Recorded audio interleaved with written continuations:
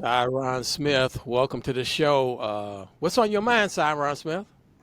Well, Mark, first and foremost, man, salute to you for being consistent. You know, we've been doing this for a minute, and people go to their grave not being consistent. So you've been consistent, man. Almost 30 years I've known you. So always an honor to be on here and just, give people something that they can look at years from now. What's on my mind is always the same thing, man. We as black people getting to where we need to be here and throughout the diaspora. So that's on your mind? Always. Was Always. but the point is, I was talking to somebody via social media on the chat, whatever, comment line, and I said, quote unquote, this may offend some people who don't understand what we're talking about, but I said, quote unquote, I've given up on my people, meaning African Americans. For and I say that in tongue in cheek, but some people do give up. They say, I mean, what I mean by giving up, back in the day, growing up, I got a whiff of the Black Power movement and the civil rights movement, really civil rights, then the Black Power movement. I got a whiff of all that as a kid, but that Right. was 50, more than 50 years ago. So people ain't into all of that. So what are they into these days, as far as the uplift of African Americans? Well, unfortunately, Mark, we've been in fight mode our whole existence. You know what I mean? So, we had a small spell and we were in build mode, which were the Black Wall Streets all over the country. But outside of that, in the 1940s, that stopped.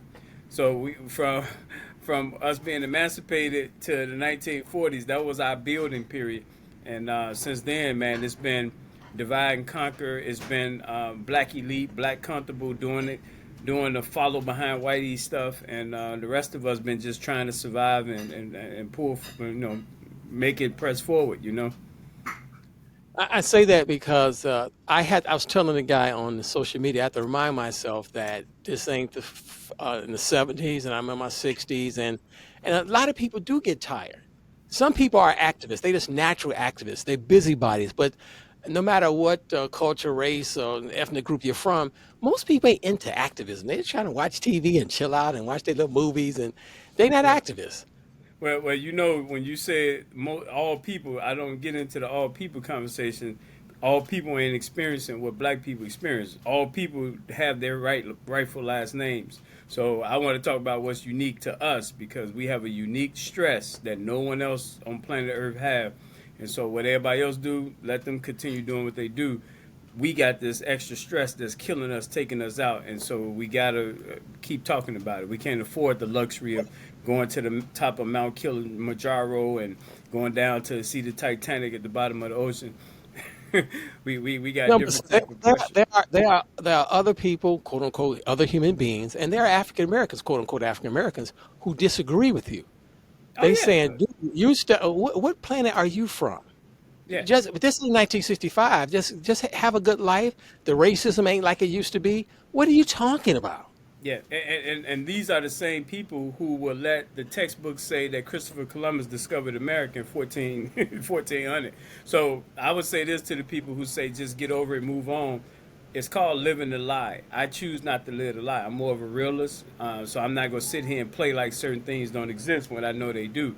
The fact is, all these museums all around the world have African stolen artifacts in them. I'm not finna just live my life and play like that's not true. You got zoos animals that they stole and took. I'm not gonna go to the zoo and play like my ancestors stolen items are stolen animals not there. So it's a matter of where you see yourself in terms of your destiny and purpose, and mine isn't to just play like that don't exist.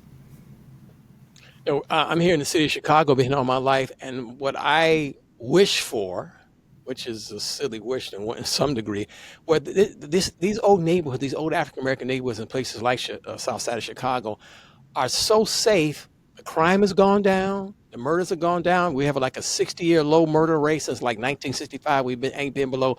Chicago has not been below 400 murders for a lot of different reasons. We should talk about that. I'm gonna end the show on that. But the point is that I want to be safe, where I can walk from my house to the red line. Yeah, This is the train, the L for you, those out of town. The red line train, and go downtown or whatever, and feel safe yeah, at night. yeah, yeah, Is yeah. that It's ever going to it's be coming. possible in these low income African American neighborhoods? Yeah, it's coming.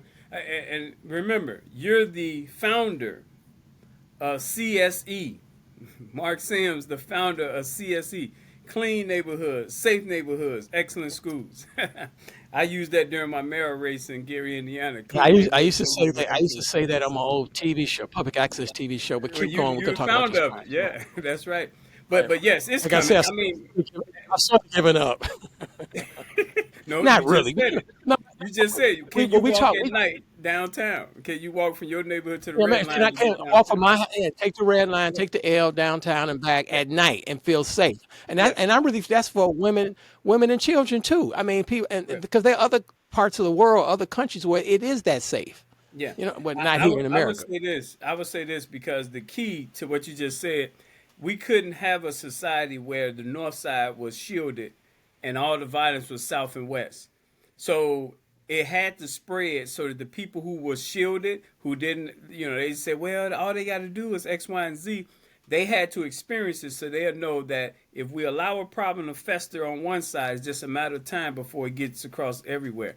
So now that the crime is spread all over, North Side included, now we're all in the same bucket and the boat to do something about it. So I think it had to happen. It was destiny that the North Side got its fair share of carjackings, robberies, murders, things of that nature, so that they can get off the sidelines. Too many people was living in a bubble on the sidelines, and that's not a recipe for us solving anything. Well, off the air, we're almost done with this little video. Off the air, I on the air, off the air, I always tell people that one reason why the murder rate is so low in Chicago and the crime is down, quote unquote, crime is down in Chicago, is because so many African Americans have moved away from the city of Chicago for a lot of different reasons. But one theory you gave me was that we talked, this is from you, that people who would commit crime are distracted because they're on the internet. They on these phones and whatnot, doing stuff on the internet, so they're distracted from street crime. That's part of it. I would give people, we did a percentage.